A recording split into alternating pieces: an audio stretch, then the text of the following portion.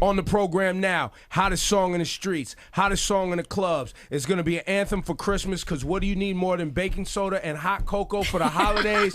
OT Genasis is here. Yeah. I love hot cocoa. I mean, a little Swiss Miss, some marshmallows. I'm in love with the cocoa. Talk about it. I love it. Or Ice-T's wife. What? Coco. Oh, she's awesome as well. Was that what the song was about? No. You never thought about Coco once. No, man. It just came from, man, it's a way of life. You know what I mean? Just a way of life, man. Fell in love with the cocoa. So when you say that in the song, we know you're talking about drugs, right? And you come from a lifestyle that was unsavory.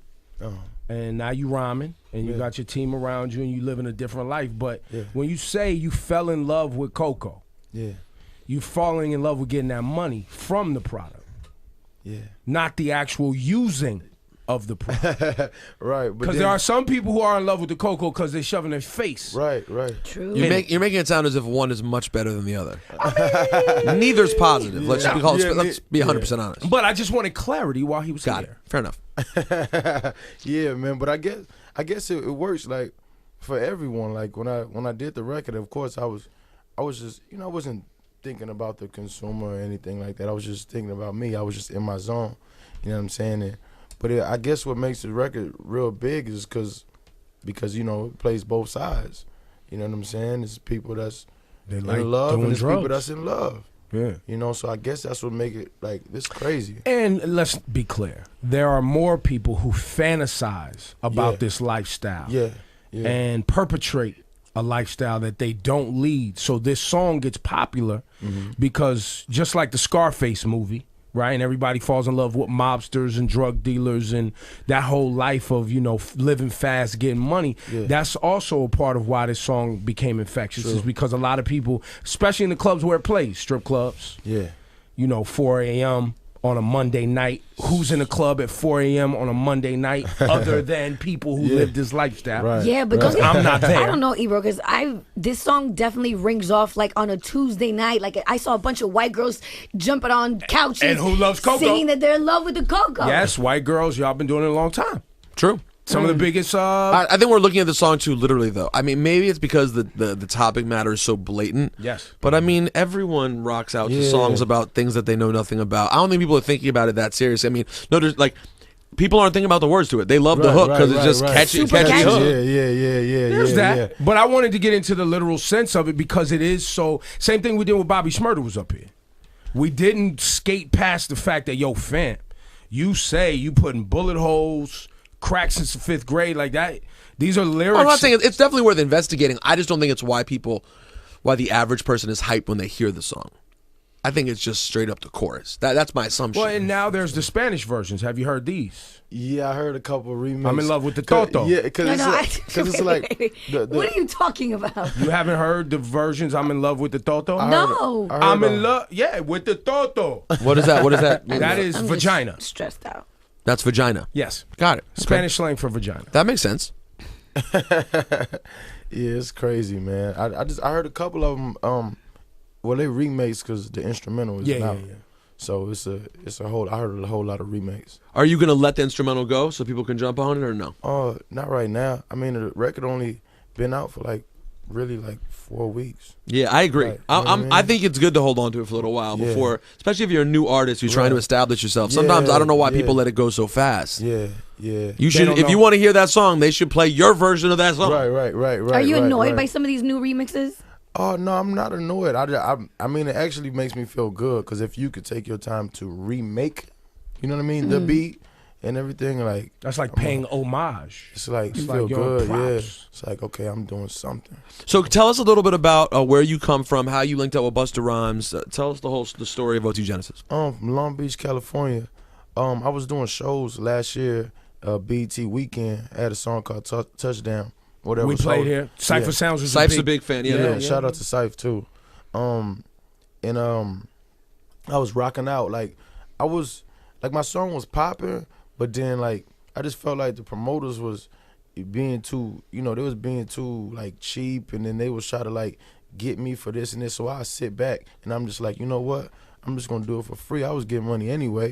You know what I'm saying? So I'm just like, okay, I'm gonna do shows for free, but I'm just gonna wait till the hottest nights. So I just go run inside the club and perform. And my song was popping, but I just go run inside and just perform just to get the song bubbling a little bit more and have people talking. Give the product away for free, right. and then hopefully, you know what I mean, people come back and pay. Right. You know what I mean? So I'll come inside these spots on random nights, and then everybody would be like, oh, he came through, you know what I mean? He came through and, you know, performed, yada, yada, yada. So one night I run in there, I run inside Playhouse in Hollywood, and I walk past the bus as to get to the DJ, so I had to walk past him. And I performed my song like 4 or 5 times. It was going crazy. And so he pulled me to the side. He was like, yo, who you signed to? Da, da, da. I'm like, nobody. So he like, oh, okay, da, da, da. He's like, pull up to the studio, whatever. So a couple of days later, I go to the studio and, you know, we chopped it up, you know what I mean, as men first, you know what I'm saying, and then businessman, and then we, you know, we just put everything together, and, you know, I'm here now. So wait, you speak Spanish? No, Because my the song sounds like you putting on a Spanish accent, and I'm listening to you talk right now, and I'm like, wait a minute, he doesn't. Yeah, it's a. Well, what's your background? But son, I'm from Belize. You know what I mean? Don Griggs. So you Belize. do speak Spanish? You know what I'm saying? But my parents do speak Spanish. Got I'm it. just so Americanized. So, it just came from a feeling, man. It was a feeling that I had. I had some drinks, you know, a couple drinks and everything. But I was like in a certain zone. You know what I'm saying? And like, to me, a song don't have to sound like, everybody thinks you're supposed to sound a certain way on a record, but I'm like really into the creative part, and I'm all about delivery.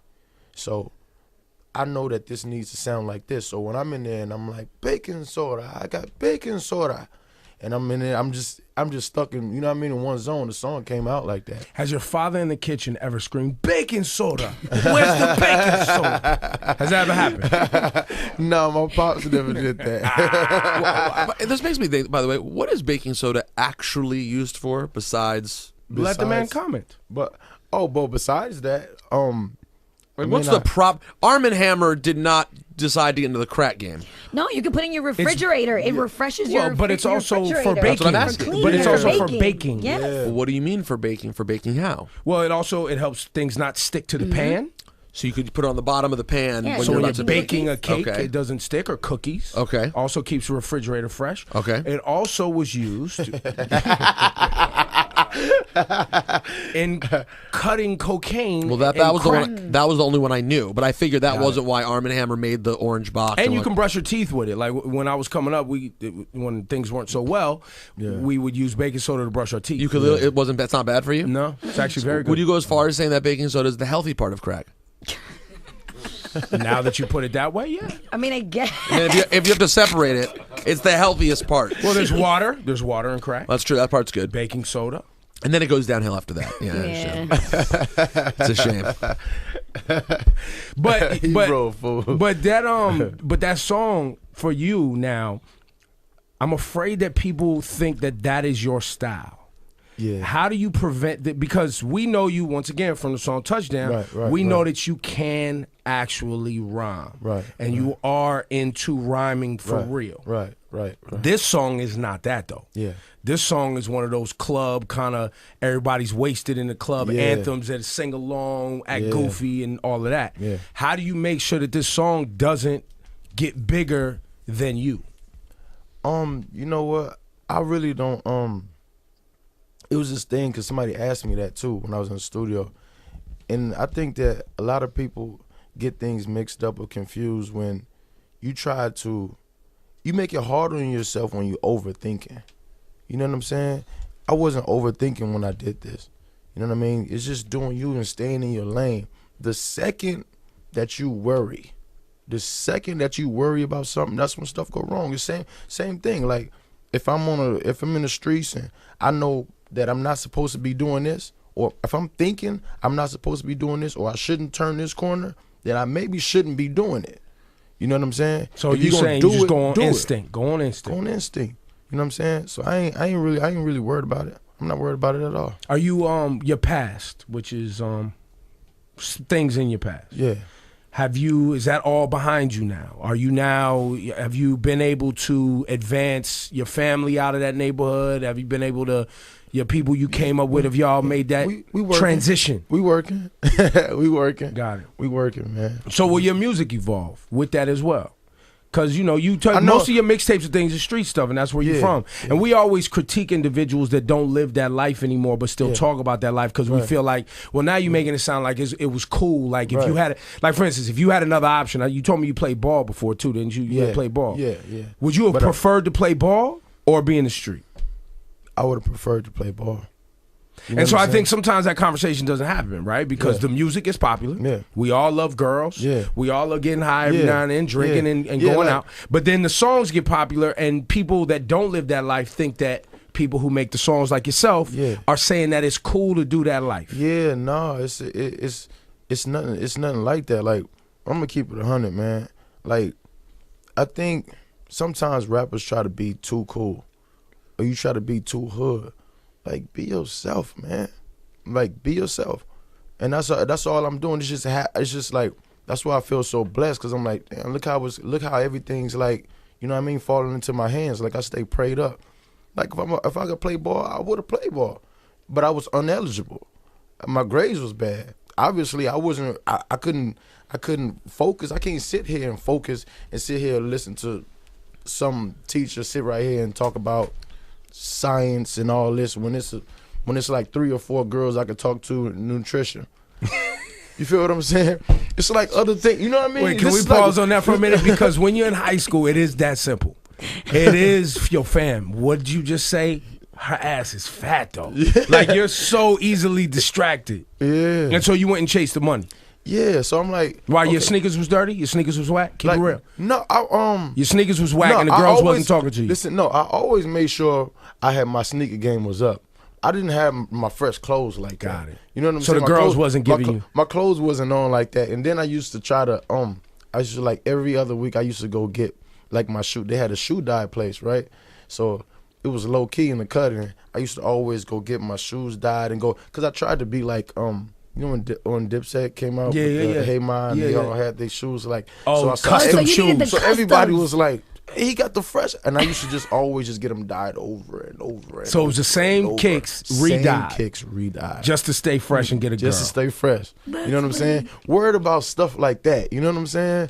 But it's just that I wasn't into that. Like, and I wasn't, I mean, kids stay in school, but I wasn't worried. You know what I mean? I wasn't. School's not for everybody. Yeah, it's not for everybody, and I couldn't sit here and focus on that. So it's times where, you go get to, I see, like, first of all, I was trying to sell like little candy bars, and then around summertime, I'd just go try to sell a little popsicles. We sell them for like 75 cents and whatever, everything like that. And then, later on, you was like, I'm like, oh, we could get some more money. Right. You know what I mean? But that's just how it happened. I ain't trying Well, no, I wanted to have that conversation because I think that doesn't happen often. Yeah. Like, I don't think people see that and hear that is the people, you hear these songs, they're popular songs, everyone is singing along. Now you're getting checks to perform this song about a lifestyle that you led. Yeah. Other people are hearing and they're like, yo, well, if he did it, maybe I should try to do it. Yeah. And I always say, but y'all do realize that the people who live this lifestyle would prefer to do something else. Yeah. You know what I'm saying? Like, it's most people who sell drugs and stand outside in the cold would prefer to be great at school, get a job, go to college, live in the suburbs. Yeah.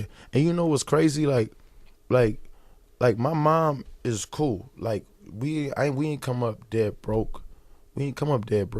But at the same time, I was a follower. You know what I'm saying? I used to follow. You just hang. It don't matter where you stay at or where you live.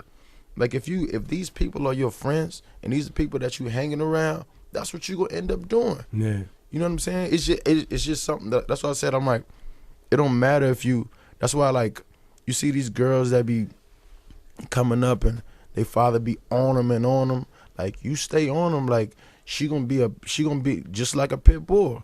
You keep her tame and keep her in a cage. When you let her go, she gonna be wild in the street. You know what I'm saying? But I used to hang around all these dudes, walk around with pistols, and I knew that wasn't me. Mm. that's not me. I like fly. So like I was into girls and having all fun. this type. Oh yeah, that's what I was into. You know what I'm saying? I wasn't into all that, but these were all my homies. These were all my homies, like my best friends. Why do you think you were a follower? Was it was just easier? Yeah, it was easier, and you know, I wanted to. It's not even that I wanted to be cool, because I thought I was cool. You know what I'm saying? It was just that these were my only friends.